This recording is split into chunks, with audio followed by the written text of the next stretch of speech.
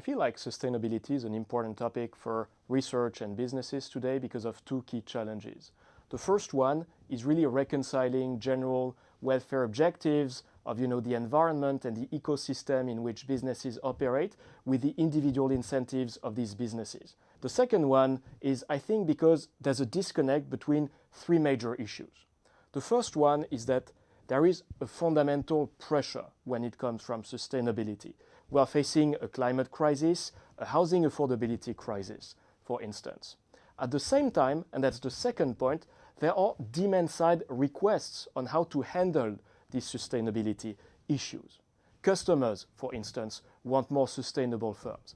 And third, on the supply side, when we are looking at the business angle of things, there's a lot of uncertainty on how to handle these requests and this need for more sustainable approaches to businesses, and potentially it raises some conflict with the individual objectives of these businesses. The affordable housing crisis is very serious and it's ubiquitous. According to the UN estimates, there is about 1.6 billion individuals nowadays who lack adequate housing in the world, and this number is projected to go up to 3 billion individuals in 2030. I just want to give you a few numbers to sort of frame the problem, for instance, for the United States. In the 1960s, there was about 25% of households who were rent burdened, who were paying a high fraction of their paychecks on their rents. Nowadays, this number has gone up to more than 50%. Moreover, if you look at the income of these individuals over the last few decades, it grew by a 50% increment compared to house prices that grew by 110%, which of course made housing really unaffordable for most households. But now, why do we lack housing supply? Well, first, it takes time to build housing, right? So there are fundamental constraints on developers, but also landlord side. There are also regulatory constraints faced by these developers whenever and even when they are ready to build. Constraints on lot size, constraints on the maximum number of floors that buildings can have, which tend to limit the given capacity of various areas. Finally, two factors about which people also widely agree is that there's been a shifting preference recently towards larger homes, which of course, if you take a given stock of housing supply, implies that there is less available housing for everyone. And finally, probably the last factor is the fact that there has been more and more individuals who own housing but do not live in these properties, either because they use these properties as second homes or because, they leave these properties vacant for investment purposes. It's really important to distinguish between the short and the long run when it comes to alleviating the housing affordability crisis. In the short run and in very urgent situations, rent stabilization, which is a cap on rent inflation, not a cap on the level of rents itself, is not that a poor solution to alleviate the housing affordability crisis. Why? When you put a cap on rent increases in the future, this is equivalent to providing these households who face a lot of risk with valuable insurance. And recent research has shown that even if we account for all the distortions that are created by rent stabilization policies, then these policies can still be welfare improving in urgent and very risky situations. But of course, this sort of solution is not a panacea. So what's really important in the long run is the ability to increase housing supply where it is needed right now, but also, since housing takes time to build, where it might be needed in the future. The second challenge that we face when it comes to increasing housing supply in the long run is how do we make that compatible with the institutions broadly understood that will supply housing.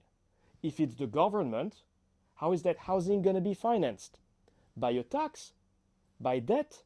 These are problematic situations, right, nowadays, when governments face increasing deficits. If these are the private markets, how do we reconcile that with profit maximization objectives in the short run? I think there are three potential options on the table, which are all complementary. The first one is we want to sweeten the deal for developers and landlords. How do we do that? Well, we can do tax breaks, we can do tax incentives for developers and landlords that invest in affordable housing. Two main examples come to mind. The first one is Germany, and the second one is the low-income housing tax credit in the US, whereby developers get tax breaks based on the fraction of the new housing units that they set aside for affordable housing. Now, I think we can add a twist to these tax schemes. The first twist could be to target them better to the places in terms of geography where they are needed.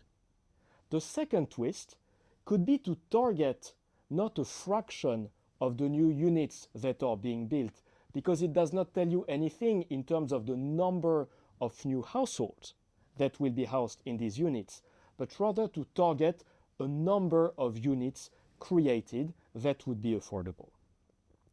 The second potential option that's on the table is to make it easier for outsiders to enter the housing market. One example of that is the VISAL guarantee that France has put in place for eligible landlords and tenants, which guarantees that rents will be paid, and in particular it was shown that the VISAL guarantee allowed more outsiders, and in particular immigrants, to enter the housing market and therefore access affordable housing in the places that they needed to access to work. The third option that's on the table, which has been really understudied, is the fact that the policy mix within a country or even within a city needs to be better coordinated. I think there are three potentially promising tools which are all complementary. The first one is we want to obtain more favorable funding conditions for real estate affordable projects that are often perceived as low yield and high risk. And for that, I suggest that we take a leaf out of the recent ESG playbook. An increasing number of retail investors, but also institutional investors, have been wanting to invest their money not just where their mouth is, but also where their values are. As a result of that, they've been willing to give up on some returns in the short run in order to guarantee better funding conditions for the firms in which they were investing. I suggest we do the exact same thing, including the communication and marketing effort that went along for affordable housing development. The second tool, which is complementary to the first one, is the idea that we also want to broaden the investor base for affordable real estate investments. One way to do that could be to leverage one tool which already exists: real estate investment trusts, REITs. That way we could create a deeper market for affordable housing investments, while at the same time catering to the requests of individual households who want to invest not in financial assets, but in tangible assets like real estate. And finally, the last goal that we want to achieve is we want to improve the liquidity of the real estate market, the speed at which houses transact on that market, which allows more households to flow in and out of that market. How do we do that? We improve the production and the quality of information when it comes to these affordable real estate projects. One overarching principle to achieve that would be to relax regulation in order to build more low-income housing in areas that are desirable and profitable. However, as is usually the case, the devil is in the details. And in that particular case, I think that two details matter to make this goal and this project more successful. The first one is to properly account for the local demands and the local characteristics of an area. In particular, there are many areas with high-income households who need local employees, who need daycare employees, nannies, cleaning persons, and so on and so forth, who cannot find housing in these areas. That would be one particular way to build housing for these people while at the same time making it compatible with the needs of the locals.